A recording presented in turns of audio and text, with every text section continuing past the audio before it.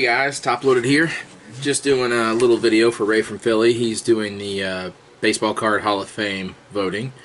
And I saw it, seen a couple of videos made nominating some pretty cool cards. And I agree with just about every single one of them, to be honest with you. And I thought, I'm going to do a video too. I'll put my 2 cents out there, and I thought this would be easy.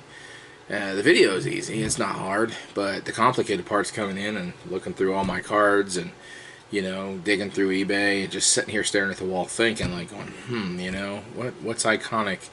And then I realize I have to think more from my own perspective, so it's kind of fun to see these videos because, you know, iconic cards are iconic cards, but there's also kind of this little sub area right below that are still iconic cards, but they might be regionally iconic cards. So that's kind of fun to watch, you know, cards that were just massive to an entire region that were maybe less than iconic, just a smidge to all the other areas around them.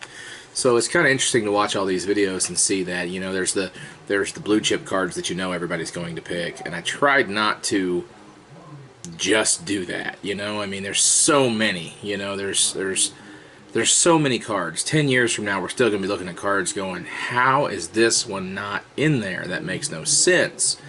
But I just tried to be as candid as I could, and for me, the golden age of baseball card collecting was in the 80s. Not all the picks are from the 80s, but for me, most iconic cards were burned into my brain when I was 10 and 12 years old. And these days, it really takes something for that to happen. You know, something like that 2011 update Trout or something, you know. It really takes something like that to really surpass any of those other cards from our childhoods. But without further ado, let's get to the cards, all right? All right, so first on my list is the 2001 Bowman Albert Pujols.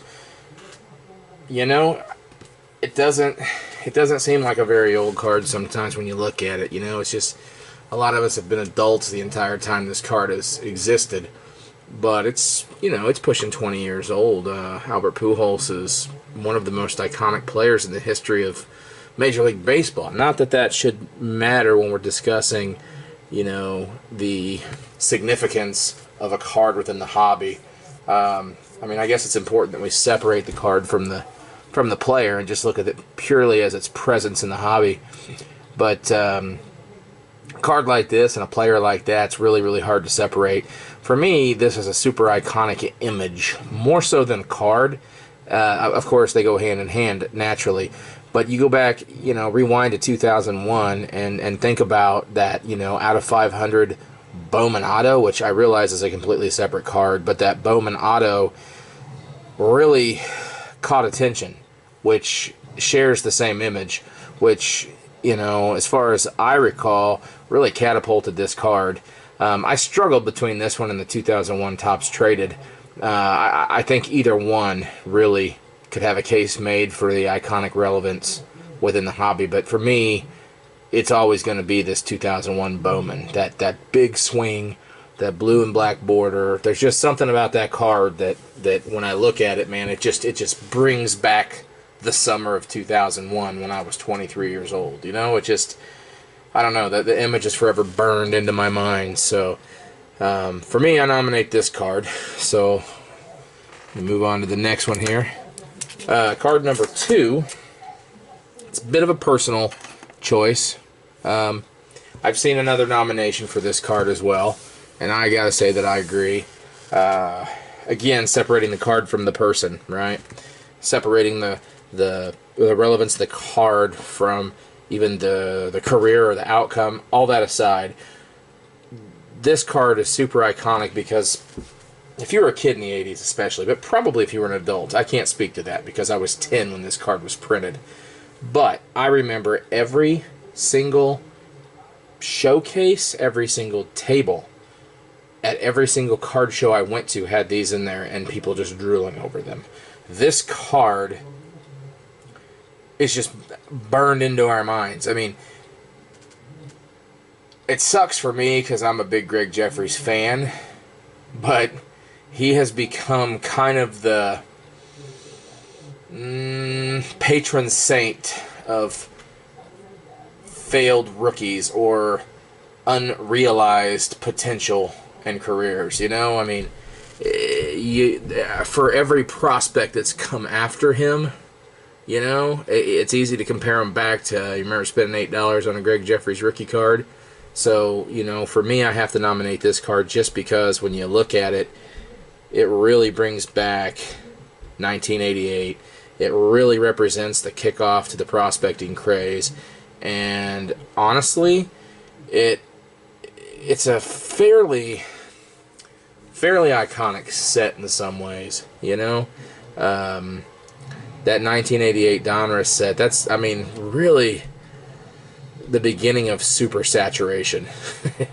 You know, I mean, you can still open brand new packs of these for 50 cents just like you could in 1988. I don't know, it's mind-blowing. But moving on, card number 3. This one I've also seen nominated, but I'm going to second and third it, whatever. Yeah, how could you not? Super iconic card. Big Mac, 1985 USA team. I remember the first time I saw this card. I had a 1988 Topps All-Star Rookie Cup card of McGwire, and I thought I had a rookie card. I was 10. It was 1988. I thought I had a rookie card. It's like, oh my gosh, I have this rookie card, you know? And I hadn't quite connected the dots. I'd gotten cards in 1987, and shortly thereafter I realized, oh, I have this 1987 Topps card. This must be his rookie card. Well, fast forward a few days, 6th grade. I take that back. 5th grade.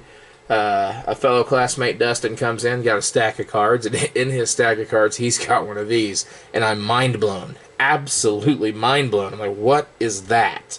And how is that? Where's the 1986? You know, I mean, you look at it through the lens of a kid, but, you know, it was just, I don't know, just story time, but just the iconic relevance of this card from that time period, and then you fast forward to the tail end of the 90s during the home run chase.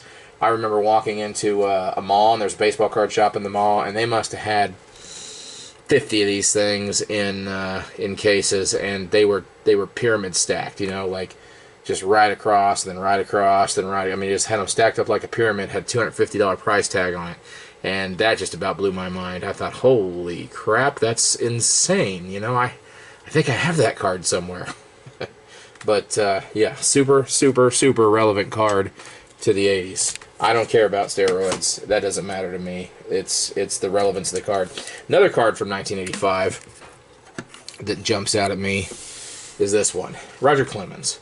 That was a tough call, too. The middle 80s, there was 3 real sets, you know, the Topps, the Donruss, and the Fleer.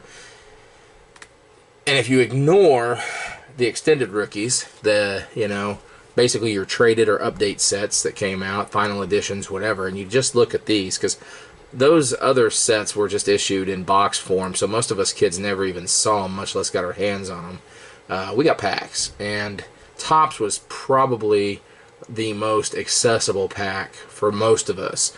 I can really only speak to the Midwest, but I'm assuming coast to coast that was pretty much the case. And this card, you know, predated the real baseball card explosion with kids by about 2 years. I tend to look at 1987 as the line in the sand between mostly grown-ups trying to replace their childhood cards and their kids getting involved too. And right around 1987, so just 2 years later, I remember looking at this card in a price guide, and I want to say it was something like, gosh, $25, $30.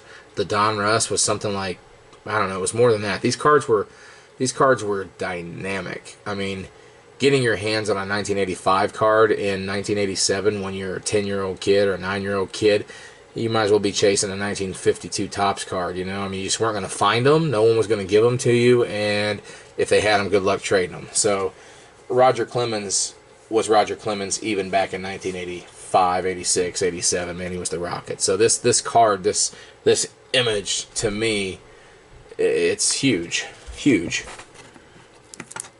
All right. This next one's also in 1985, and it's about the only time that I divert from rookie cards.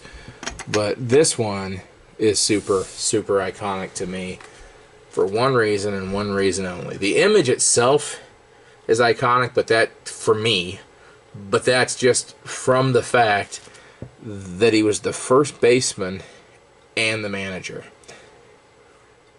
This one being the first one, I mean, the player-manager thing back then was just amazing. Pete Rose was just Superman to all of us kids.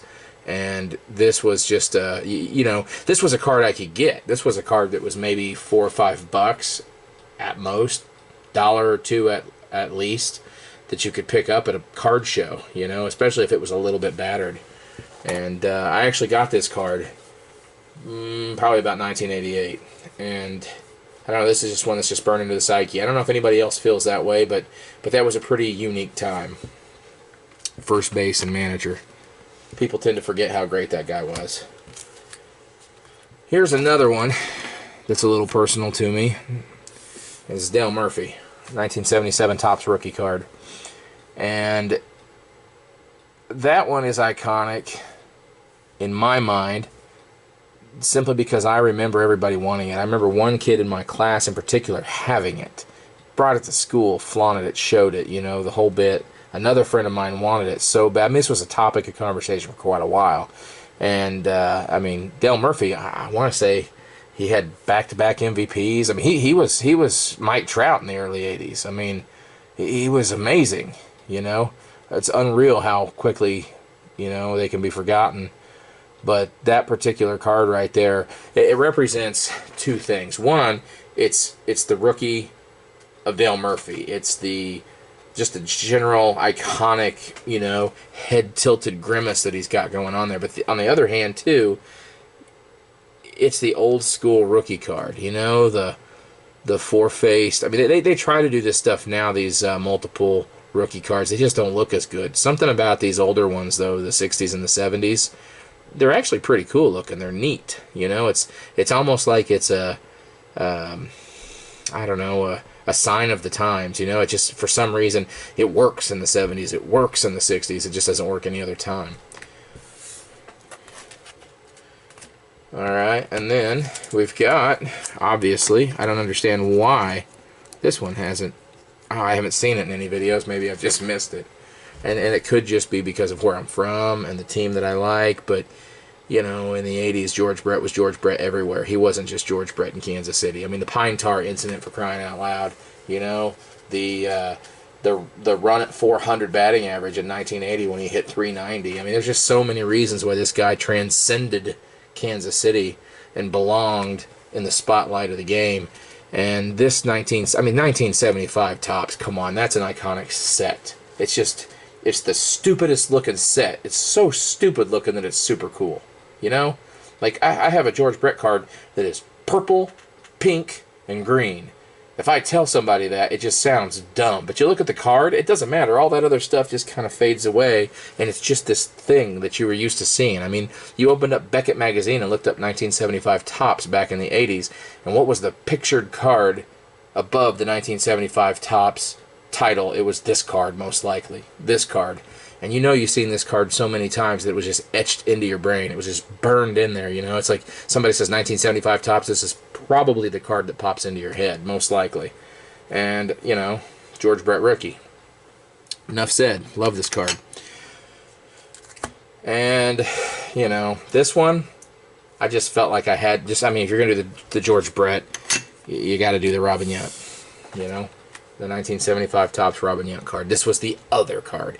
You looked in the Beckett, you seen the 1975 Topps, and you zip through them all, and $1 here, $1 there, blah, blah, blah, blah, blah, $10, but then you get to this spot, and there's George Brett rookie card, Robin Yount rookie card, and, George Brett, $250, Robin Yount, $150, or, $200, whatever period of time you're looking at it, but they're just hand in hand. These guys retired together, they were rookies together, they retired together, they went into the Hall of Fame together. There's even a commercial where they're doing a Bud Light commercial for the retirement together. I mean, it was just like it was a pretty cool little deal, pretty unique. But, for me anyways, if you're going to acknowledge the George Brett, you have to acknowledge the Robin Yount. And then card number 9, you got to go 1987 Topps. And I knew I had to do a 1987 Topps card. You're talking the wood borders, for crying out loud. The wood borders. This is just a great set. and very iconic just as a set, right? Rookie cards of steroid era player after steroid era player. I mean, they're all in there, it seems, you know? Except this guy. This is the one guy that we're pretty sure wasn't a steroid guy. In fact, the story goes, George Brett went to Bo Jackson's house, and he had a complete gym in his house, and all the equipment looked brand new. Some of it still had the plastic on it. And George Brett's looking at this equipment and looking at Bo Jackson, who's built like a freight train, and he's like, "Do you use that? Do you use that equipment?" And Bo's like, "No, but I'm thinking I'm expected to have it, right?" So, I mean, who knows, right? I mean, I can't speak for anybody, but this card right here, Bo Jackson, Future Stars. I mean, this is really where the Future Stars brand was born. You know, you didn't have the Future Stars before this, and the most iconic Future Stars card out there, in my mind, anyways, is the Bo Jackson. It's the first year. You know, I think there was Rafael Palmeiro might be the only other one that's really notable, but this image is just iconic. Bo Jackson is iconic. The set is iconic. There's just so many things going for it. So this one is a must. Now the 10th card I don't actually have, so we're gonna have to flip over and do that one. So give me just a second. Okay, for my final card, I have to pick the 1982 Topps traded Ripken Jr. Why this card is so iconic to me, I really don't know. I honestly don't. From the time that I was a kid, this card's just been kind of banged into my memory banks for some reason. You know, I never was especially, you know, fond of the Orioles, and I never was particularly a fan of Cal Ripken Jr. Not that I didn't like the guy. I mean, he was right up there with every other all-star outside of my own team and my own player. But for whatever reason, this card just has always resonated with. I don't own it.